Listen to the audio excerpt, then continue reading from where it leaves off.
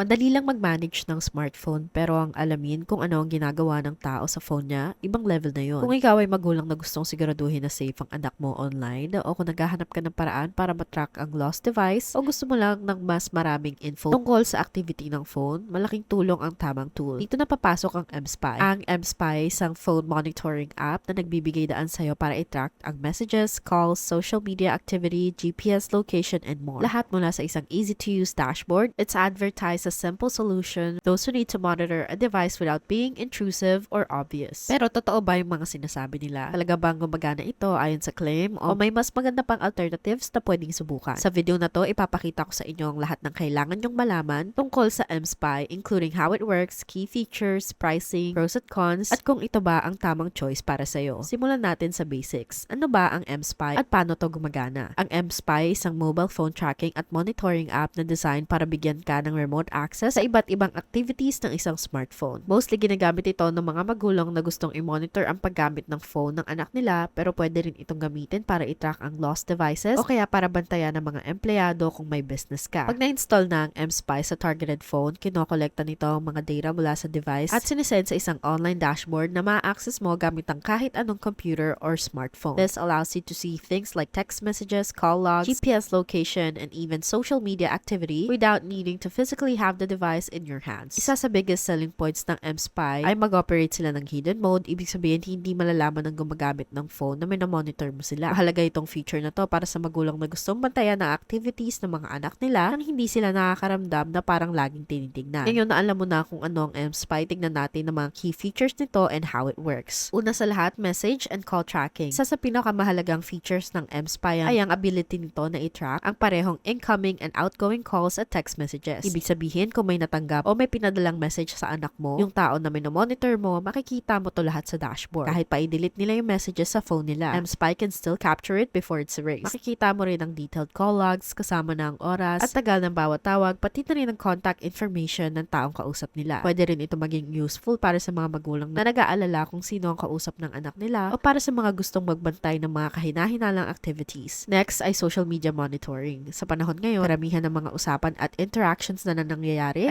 sa social media kaysa sa traditional text messages. Ang mSpy ay nag-aalaw para i-monitor ang activity sa mga popular na platforms tulad ng WhatsApp, Snapchat, Instagram, Facebook, and even TikTok. Ibig sabihin, kung may kausap ang anak mo sa isang platform na to, makikita mo ang mga usapan nila pati na rin ang media files na i-share nila. Malaking tulong to para sa mga magulang na ma-identify ang potential dangers tulad ng online predators, cyberbullying, o inappropriate content. Sunod ay yung GPS tracking at geofencing. Kung kailangan mo malaman kung nasaan ang device anytime, may real-time GPS tracking feature ang mSpy. Pwede kang mag-log in at tignan ang dashboard para makita ang eksaktong lokasyon ng phone sa mapa. Meron ding geofencing feature na nagbibigay daan para mag-set ka ng specific boundaries kung saan pwedeng pumunta ang phone. If the phone enters or leaves a designated area, you will receive an alert. This is especially useful para sa mga magulang na gustong siguraduhin na ang anak nila ay nananatili sa safe locations tulad ng school, home, o bahay ng kaibigan. Sunod ay ang keylogger at screen recording. Ang keylogger feature ay nire-record ang bawat keystroke na ginagawa sa device. Kung may mag-type ng password, search query, o message, kukunin ng mSpy ang information na yon. Bukod sa keylogger, may kasama ring screen recording toolkit ang mSpy. Ang feature na to ay kumukuha ng screenshot ng phone screen periodically, kaya makikita mo kung anong ginagawa ng user sa real time. Next ay website app at blocking. Kung gusto mong pigilan ng access sa mga specific na website o apps, mSpy allows you na i-block ang mga ito diretso mula sa dashboard. Malaking tulong to para sa mga magulang na gustong limitahan ang exposure ng anak nila sa inappropriate na content o kaya naman ay bawasan ang screen time nila. Imbis na palaging i-check ang phone nila, pwede kang mag-setup ng mga restrictions na automatic na magbablock ng mga certain types of content. Sunod ay ang stealth mode na completely undetectable. Isa sa biggest concern ng mga tao kapag nagmo-monitor ng app ay kung madedetect ba to o hindi. mSpy is designed to run in stealth mode, ibig sabihin hindi ito lalabas bilang app sa phone at hindi rin magsasend ng notifications na pwede mag-alert sa user. Kaya naman magandang option to para discreet monitoring ng hindi alam ng tao na minomonitor sila. Ngayon pag-usapan natin ang presyo bago natin tignan kung ano ang itsura ng app. Nag-o-offer ang mSpy ng iba't ibang subscription plans depende kung gaano katagal mo gustong gamitin ng service at kung anong mga features ang kailangan mo. Ang ilang features tulad ng social media tracking at screen recording ay pwedeng available lang sa mga higher tier plans. Pricing does vary, so be sure to click our link in the description below to make sure you're getting the best price possible. At kung i-click mo yung link sa description, you can go ahead and try it right now. Tignan natin ang current pricing options. Mag-sign up ka para sa 3 6-month, 12-month o 6-month plans ng M-Spy Extreme. Ang 3-month plan ay $45 a month, ang 12-month plan ay $23 a month, at ang 6-month plan ay $33.99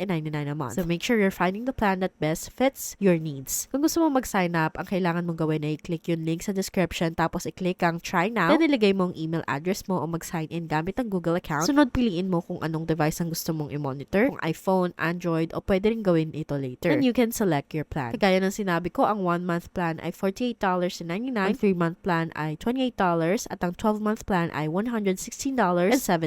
Pagkatapos mong piliin ang plan mo, i-click mo lang ang continue, tapos ilagay mo ang credit card information mo at i-click ang submit order. Once you pay and get your account set up, kailangan mong i-download ang M-Spy app. What this does is it allows you to sync to your phone. The first time you want to sync your phone, you do need to directly plug it in, and it does take a bit of time to actually load. Kaya siguraduhin aware ka doon. Sa tingin ko, mga 30 minutes yata ang inaabot ng phone ko para makuha lahat ng data. Pagkatapos mong ilagay ang lahat ng data, hindi mo na kailangan i-connect ulit ang phone. So you just need to connect it that one time, and then you can go ahead and sync that after. But again, the computer and the iPhone needs to be on the same Wi-Fi to sync. Pagkatapos mong makapasok, i-click mo lang yung link na nandyan at dadalhin ka sa homepage. Ganito ang itsura ng dashboard. Makikita mo ang top visited websites, top calling contacts, top messaging contacts. Dito naman makikita mo ang behavior monitoring. Lahat ng calls ay nandito, kung saan makikita mo ang duration, date, at kung incoming o outgoing to. Dito rin lalabas lahat ng contacts. Pwede mo ring tignan ang browser history at mag-filter ayon sa date. Sunod ay ang browser bookmarks. May access ka rin dito, pati na ang lahat ng installed apps at events. Kasama rin dito ang mga reminders, may notes din. And this is where all the text messages would appear, so you can filter by date. Pati sa WhatsApp, kung naka-install to sa phone nila, hindi lang ang mga messages nila, kundi pati na rin ang mga contacts at phone log nila. May ilang options dito tulad ng line at kick. Dito mo rin makikita kung paano i-track ang kanilang location. Kaya madali lang at diretso ang lahat. So everything is pretty simple and straightforward. Kung gusto mo pa ng mas maraming tools, nandito rin ang anonymous location tracker and anonymous Instagram viewer. Nandito rin ang GPS locator by link. Pwede ka mag-generate ng unique URL para makuha ang precise location ng isang tao. Ang kailangan mo lang gawin ay ilagay ang pangalan ng location mo dito, tapos ilagay ang redirect link at i-create ulit ang URL. Napakadali lang gamitin. Medyo tatagal lang ng konti bago ma-plug in. Ngayon na napag-usapan na natin ang mga features at pricing, tingnan natin ang mga pros at cons. Magsimula tayo sa pros. Ang setup process ay simple at hindi kailangan ng technical knowledge. Dashboard is super easy to use and provides a lot of useful information. Pwede rin itong gumana sa parehong Android at iPhone devices. Ang stealth mode also ensures that it runs without being detected, at may customer support na available 24/7 para tumulong sa installation and troubleshooting. Ngayon, para sa cons, kailangan mo ng physical access sa phone para i-install ang M-Spy. Katulad ng mga nabanggit ko, medyo tatagal ito. You have to plug it into your computer manually and wait for it to be uploaded. May ilang advanced features na nagre-require ng routing tulad ng Android, jailbreaking sa iPhone. Isa pang con ay medyo mahal to kumpara sa ibang tracking apps, at hindi lahat ng features ay gumagana sa bawat device. Kaya magandang i-check muna ang compatibility bago mag-purchase. So, dapat mo bang piliin ang M-Spy? Kung naghahanap ka ng phone monitoring app na madaling gamitin, magbibigay ng detailed tracking at tumatakbo sa stealth mode, ang M-Spy is ang pinakamagandang option na available. It really is especially useful for parents who want to keep their children safe online na hindi kailangan mag-check ng physical phones constantly. Pero kung naghahanap ka ng abot kayang option o ayaw mo dumaan sa process ng routing o jailbreaking ng device, may ilang alternatives na pwedeng mas suited for you. At the end of the day, ang technology ay isang tool lang. If M-Spy helps you to feel more secure about your child's safety or gives you peace of mind about a lost device, then it's definitely worth considering. That wraps up this video. Gusto kong marinig ang mga comment kung nagamit mo na ba ang M-Spy. Ang channel na to ay dedicated sa pagtulong sa iyo na mag-navigate sa mundo ng online security, privacy, at VPNs. Huwag kalimutan mag-like at mag-subscribe at mag-iwan ng comments down below. Gusto naming marinig yan mula sa iyo. Maraming salamat sa panonood at magkikita-kita tayo sa susunod na video.